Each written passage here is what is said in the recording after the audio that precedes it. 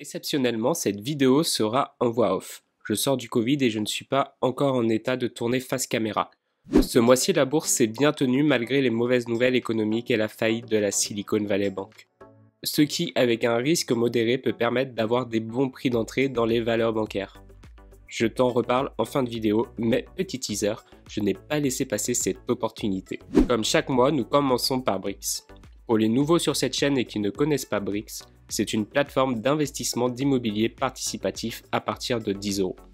J'ai fait une vidéo complète sur Brix que je vous mets en fiche. J'ai touché 2,12 € de loyer ce mois-ci. Un peu en dessous de d'habitude, mais rien d'alarmant.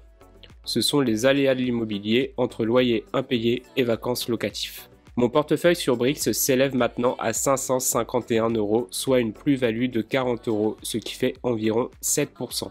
Actuellement, le seul moyen d'acheter des briques est de passer par la marketplace. Il n'y a pas d'immeuble sur le marché primaire pour le moment. Brix est toujours en attente des autorisations de l'AMF. Les revenus sont versés en royalties et le seront sur tous les immeubles déjà achetés. Mais depuis quelques mois, Brix, par l'obligation des autorités financières, doit passer pour ces nouveaux immeubles par des obligations. Les obligations, pour ceux qui ne connaissent pas, ce sont des titres de dette avec un taux fixe ou variable. C'est pour cette raison qu'il n'y a toujours pas de briques à l'achat sur le marché primaire. Mais je pense que ça ne devrait plus tarder et peut-être qu'avec l'agrément de l'AMF, Brix pourra de nouveau faire appel aux banques pour l'effet de levier. Je ferai une vidéo spéciale sur Brix quand tout sera au point.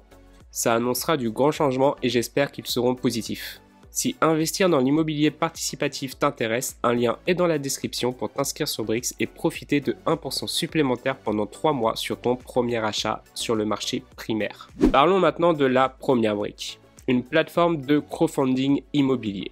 J'ai également fait une vidéo qui se trouve en fiche que je t'invite à regarder si tu ne connais pas la première brique. Ce mois-ci, j'ai reçu des remboursements que j'ai immédiatement réinvestis. J'ai reçu au total 2,32 € de 2 projets différents, dont un qui était un remboursement partiel, l'autre partie arrivera à la clôture totale du projet. Ce qui monte mon capital investi sur la première brique avec un rendement moyen de 11% par an à 726 €. J'ai un bénéfice net de 4% actuellement. J'ai investi dans suffisamment de projets pour avoir des remboursements quasiment chaque mois. Si tu souhaites profiter toi aussi de 11% de rendement par an plus 1% supplémentaire sur ton premier projet, je t'invite à t'inscrire sur la première brique avec le lien qui se trouve dans la description. Passons à mon assurance vie qui a légèrement baissé et a retrouvé son prix de début février, soit 690 € environ. Rien d'exceptionnel, ça stagne depuis le début de l'année comme la bourse au final. Ce qui fait une transition parfaite avec la partie bourse de cette vidéo. Je te montre combien j'ai gagné ou perdu ce mois-ci et après je te montre dans quoi j'ai investi en mars et pourquoi. Le mois dernier, j'avais subi une chute de mon portefeuille de 5%, en partie due à la chute d'Adobe. Le point d'entrée n'étant pas idéal, j'ai subi une perte directe de moins 15% sur cette action. Et sur ça, j'ai suivi à la lettre les conseils que je vous donne à chaque fois sur chaque vidéo. Avoir une stratégie solide et acheter des actions où les entreprises sont solides. Comme ça, même si l'action perd 10, 20, 30%, vous restez serein et vous paniquez pas car vous savez que ça finira par remonter. Et c'est ce qui s'est passé. Adobe a retrouvé mon prix d'achat en un mois et a effacé toute sa perte. Grâce à ça, j'ai pu repasser mon portefeuille à un état neutre.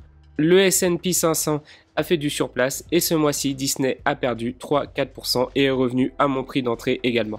La bourse est très volatile en ce moment et comme je suis axé sur des entreprises à croissance, mon portefeuille est beaucoup plus sujet à ça. Et comme chaque mois, j'ai investi en bourse. 100 € sur le S&P 500 en DCA. D'ailleurs, j'ai légèrement fait baisser mon prix d'entrée. J'ai également choisi une action et ce mois de mars m'a offert une merveilleuse opportunité.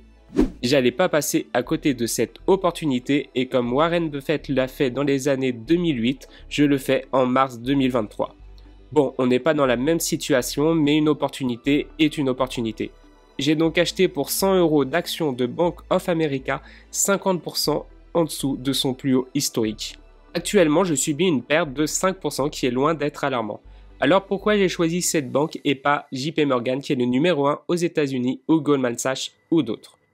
Bank of America est une banque très solide qui a su faire ses preuves pendant plusieurs crises économiques. C'est une banque qui a gagné de l'argent chaque année et qui a la confiance des Américains comme les deux autres banques que j'ai citées. Mais j'ai choisi celle-là car c'est celle qui a subi la plus grosse baisse alors qu'économiquement parlant, elle est aussi solide que toutes les autres banques de sa catégorie.